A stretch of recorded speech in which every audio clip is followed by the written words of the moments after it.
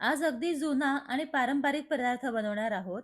पूर्वी नैवेद्याच्या ताटामध्ये अगदी आवर्जून वाढला जाणारा हा पदार्थ अतिशय चविष्ट लागतो. नमस्ते. प्रियाज होम रेसिपीजमध्ये आपलं स्वागत आहे. आज आपण पंचामृत कसं बनवायचं ते बघूयात. पण हे जे पंचामृत आहे हे प्रसादाच्या बरोबर आपण तीर्थ म्हणून ठेवतो ना, ते नाहीये. हे एक पारंपरिक रेसिपी आहे, जे पूर्वी नैवेद्यामध्ये आवर्जून वाढलं जायचं. पंचामृत म्हणजे 5 चवींनी बनलेलं असतं. खारट, आंबट, तिखट, गोड आणि अ, कडू. या 5ही चवींनी बनलेलं असं पंचामृत आज आपण कसं बनवायचं ते तुम्हाला सांगते. आणि आज आपण जे पंचामृत बनवणार आहोत ना, ते कारलं घालून बनवणार आहोत. कडू चव जी आहे ती कारल्याने आणणार आहोत. चला बघूयात कसं बनवायचं. आता पंचामृतासाठी आपण जे कारलं घेणार आहोत ना, त्याचा अगदी छोटा एक तुकडा कापून घ्यायचा आहे. तो स्वच्छ धुवून आतल्या बिया काढून घ्यायच्या आणि मग एकदम बारीक चिरून घ्यायचे कारलं हे आपल्याला.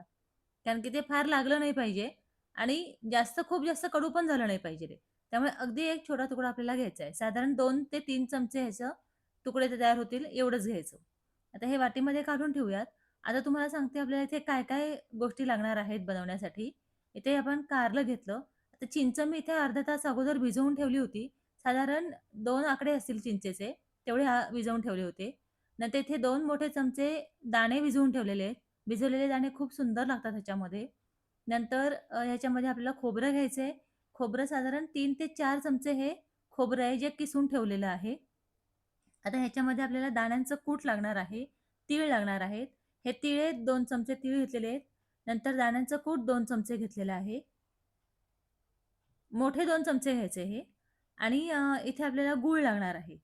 तर गूळ पण ह्या मोठे 2 चमचे मी इथे किसून घेतलेला आहे गूळ. आता ह्याच्यामध्ये आपल्याला तिखटपणासाठी मिरची लागणार आहे. तर मी इथे मिरची बारीक कट करून घेतलेली आहे आणि कोथिंबीर आणि कढीपत्ता पण घेतलेला आहे. त्याच्याने छान चव येईल. सगळ्यात पहिल्यांदा काय करायचं कढईमध्ये खोबरं जे आहे ना, ते छान भाजून घ्यायचं. खरपूस भाजून घ्यायचं खोबरं हे आपल्याला. एक साधारण 2 ते 3 मिनिटं लागतात जर का कढई गरम असेल तर. हे बघा छान असं ब्राउन कलरमध्ये खरपूस भाजून घ्यायचं आणि हे आपल्या त्या प्लेटमध्ये परत काढून घ्यायचं. खोबरं भाजून झालं ना, की लगेचच तीळ भाजून घ्यायचे. तीळ सुद्धा भाजून म्हणजे एकदम खरपूस घ्यायचे. फार वेळ लागत नाही तीळ भाजायला सुद्धा. अगदी साधारण 1 ते 2 मिनिटं लागतात. तर आता ह्याच कढईमध्ये लगेचच तीळही भाजून घ्यायचे. चांगले तडतडले पाहिजेत तीळ इथपर्यंत भाजायचे आपल्याला. 2 मिनिटामध्ये आता कढई गरम आहे ना, त्यामुळे 2 मिनिटामध्ये लगेचच भाजले जातात हे. छान तडतडण्याचा आवाज आला पाहिजे. तडतडण्याचा आवाज आला ना, की समजून घ्यायचं, की तीळ छान भाजलेले आहेत. हे बघा, इथे कसा आवाज येतोय.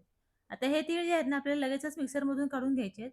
थोडेसे थंड होऊ द्यायचे अगदी 1 मिनिटभर आणि लगेचच म्हणजे कोमट झाले ना, की लगेचच मिक्सरमधून काढून घ्यायचे आपल्याला. ह्याची आपल्याला पावडर तयार करून घ्यायची आहे. तिळाने खूप छान अशी चव येते ह्याला पंचामृताला. त्यामुळे तीळ आवर्जून घालायचे. हे बघा ह्या पद्धतीने अशी याची छान पावडर तयार करून घ्यायची. फार अगदी म्हणजे पीठ तयार करायचं नाहीये. थोडीशी जाडसर आहे. दाण्यांच्या कुडाप्रमाणेच तयार झालेली आहे. हे बघा अगदी अशा पद्धतीने. आता खोबरं जे आहे ना, ते मिक्सरमधून काढायचं नाही आणि हे असंच पण नाही घालायचं. थोडंसं हाताने चुरून घ्यायचं. असं कुस्करलं ना हाताने, की काय होतं खोबऱ्याची पण चव पण लागते. अगदी पीठ पण तयार होत नाही आणि खोबरं मोठं-मोठं पण राहतंय. त्यामुळे असं जरा थोडंसं हाताने कुस्करून घ्यायचं. भाजलेलं असल्यामुळे काय होतं लगेच कुस्करलं जातं. आता आपण फोडणी देऊन घेऊयात. त्याच कढईमध्ये काय करायचं मोठे 4 चमचे मी चांगलं तेल घेतलेलं आहे. तेल घातल्यानंतर ह्याच्यामध्ये तेल चांगलं गरम झालं ना, की मोहरी घालून घ्यायची. मोहरी चांगली तडतडली ना, की मग ह्याच्यामध्ये आपल्याला कढीपत्ता घालून घ्यायचा. कढीपत्त्याबरोबर लगेचच मिरची पण घालून घ्यायची आहे. कढीपत्त्याने खूप छान असा स्वाद येतो. त्यामुळे कढीपत्ता आवर्जून घाला. खूप सुंदर असा स्वाद येतो. नंतर ह्याच्यामध्ये आता तिखटपणासाठी आपण मिरची घालणार होतो ना, ती मिरची घालून घ्यायची. मी या 2 मिरच्या घेतलेल्या आहेत बारीक चिरून. आता मिरची घालून झाली ना, की ह्याच्यामध्ये हळद घालून घ्यायची अर्धा चमचा आणि हिंग घालायचं अर्धा चमचा. हिंगाने सुद्धा खूप छान असा स्वाद येतो. त्यामुळे हिंग सुद्धा आवर्जून घालायचं. हळद आणि हिंग घालून झालं, की एक हे मिक्स करून घ्यायचं फक्त आणि मिक्स करून झाल्यानंतर कारलं चिरलेलं जे आहे ते कारलं पहिल्यांदा घालून घ्यायचं आणि नंतर भिजवलेले दाणे जे होते ना, त्यातलं पाणी काढून टाकायचं आणि ते दाणे सुद्धा ह्याच्यामध्ये घालून घ्यायचे. आता हे छान व्यवस्थित हलवून घ्यायचं, म्हणजेच मिक्स करून घ्यायचं. दाणे आणि कारलं आधी का घातलं? कारण की ह्याला शिजायला वेळ लागतो. त्यामुळे दाणे आणि कारलं हे आधी घालून घ्यायचं. आता दाणे हे व्यवस्थित मिक्स झालं ना, की ह्याच्यामध्ये आधी आपण मसाले घालायचे आहेत. मसाल्यांमध्ये काय करायचं, अर्धा चमचा इथे लाल तिखट घातलेलं आहे. नंतर 1 चमचाभर ह्याच्यामध्ये गरम मसाला घालायचा आणि 1 चमचाभर गोडा मसाला घालायचा. गोडा मसाला आवर्जून घालायचा. ह्याच्याने खूप छान अशी चव येते. त्यामुळे गोडा मसाला तुम्ही स्किप करू नका. गोडा मसाला आवर्जून घाला. आता व्यवस्थित पुन्हा एकदा मिक्स करायचं आणि ह्याच्यामध्ये 1 वाटीभर पाणी घालून घ्यायचंय. आता पाणी फार एकदम कमी घालायचं, फार जास्त घालायचं नाही. आपल्याला पातळही करायचं नाहीये आणि आपल्याला हे कोरडी भाजीसारखंही करायचं नाहीये. थोडंसं घट्टसर असं करायचंय. म्हणून 1 वाटीभरच पाणी घालायचं. चवीप्रमाणे मीठ घालायचं ह्याच्यामध्ये आणि झाकण ठेवून एक उकळी येऊ द्यायची. म्हणजे काय होईल, की दाणे आणि कारलं जे आहे ते छान शिजेल. हे बघा, छान अशी ह्याची उकळी आली. आता उकळी आल्यानंतर बाकीच्या सगळ्या गोष्टी आपल्याला ह्याच्यामध्ये घालायच्या आहेत. तर आता खोबरं आपण जे चुरून ठेवलं होतं, कुस्करून ठेवलं होतं, ते खोबरं पहिल्यांदा घालून घ्यायचं.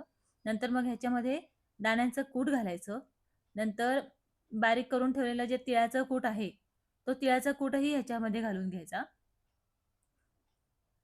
तिळाच्या कुटानेही एकदम छान चव येते आणि दाण्यांचं कूट, तिळाचं कूट ह्याच्यामुळे काय होतं, छान असा घट्टपणा येतो त्याला. त्यामुळे हे आवर्जून घालायचं. आता गूळ घालायचा. सगळं आता एकदमच घालून घ्यायचं कारण की आता ह्या बाकीचं काही आपल्याला ज्या सगळ्या गोष्टी आहेत त्या एकत्रितच घालायच्या आहेत. ते शिजवण्याची वगैरे फार गरज पडत नाही. फक्त एक उकळी आणली की गूळ वितळून जातो आणि सगळ्या गोष्टी पण छान मिक्स होतात. आता इथे चिंच जी आहे ती भिजवून ठेवलेली, त्याच्यातलं ती स्मॅश करायची, कुस्करून घ्यायची छान पाण्यामध्ये आणि त्याचा कोळ काढायचा, तयार करायचा आणि हे जे चिंचेचे तुकडे आहेत ना, हे बाजूला करून ह्याचं जे चिंचेचं पाणी आहे, हे याच्यामध्ये घालून द्यायचं. आता ह्याच्यामध्ये तुम्हाला दिसेल सगळ्या चवी घातलेल्या आहेत आपण. म्हणजे गूळ घातलेला आहे तो गोड पणासाठी घातलाय. चिंच आपण आंबटपणासाठी घातलेली आहे.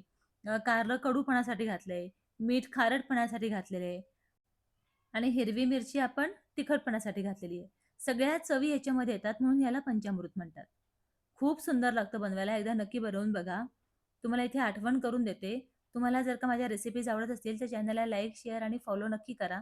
तुम्ही Facebookवर बघत असाल तर फॉलो करा आणि YouTubeवर बघत असाल तर सबस्क्राईब करा. आता इथे छान उकळी आल्यानंतर अगदी शेवटी कोथिंबीर घालायची, ज्याच्याने खूप सुंदर असा सुवास येतो.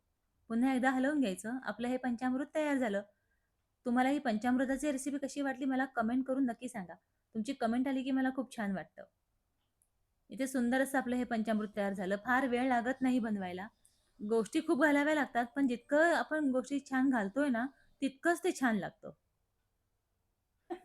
सगळ्या चवींनी भरलेली ही पंचामृताची रेसिपी एकदा घरी नक्की बनवून बघा.